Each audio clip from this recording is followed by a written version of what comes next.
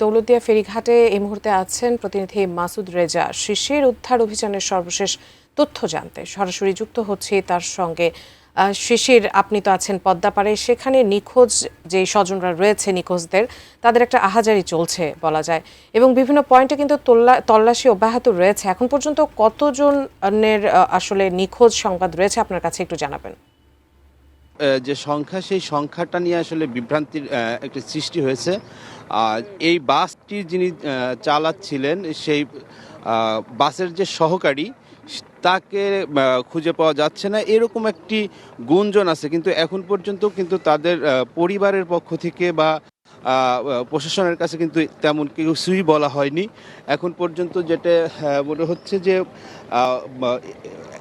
একজন মহিলা গতকালকে যে অভিযোগ ছিল, তারাও কিন্তু আর এখন ঘাট এলাকায় দেখা যাচ্ছে না।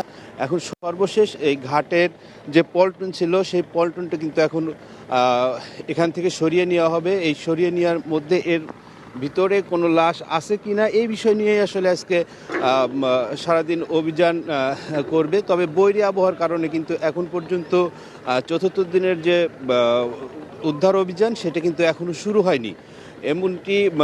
এবং আমরা ঘাট এলাকায় এসে দেখেছি যে এই জায়গা কিন্তু উদ্ধার অভিযানের যে সমস্ত সরঞ্জাম, ক্রেন সহ যে জিনিসপত্র আনার, সেগুলো কিন্তু নিয়ে এসেছে।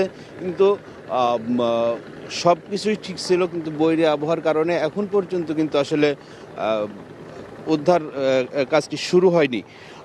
আর নিখোঁজের যে বিষয়টি আপনি বারবার বলার চেষ্টা করছিলেন, সেটা হচ্ছে যে একজন বাসের যিনি সহকারী ছিলেন, তাকে কিন্তু খুঁজে পাওয়া যাচ্ছে না, এমন একটি অভিযোগ কিন্তু আসলে বাতাসে ছুটছে। কিন্তু তাদের কাছে কিন্তু মানে প্রশাসন বা এই ঘাট এলাকায় তারা কিন্তু এখন পর্যন্ত আসেনি।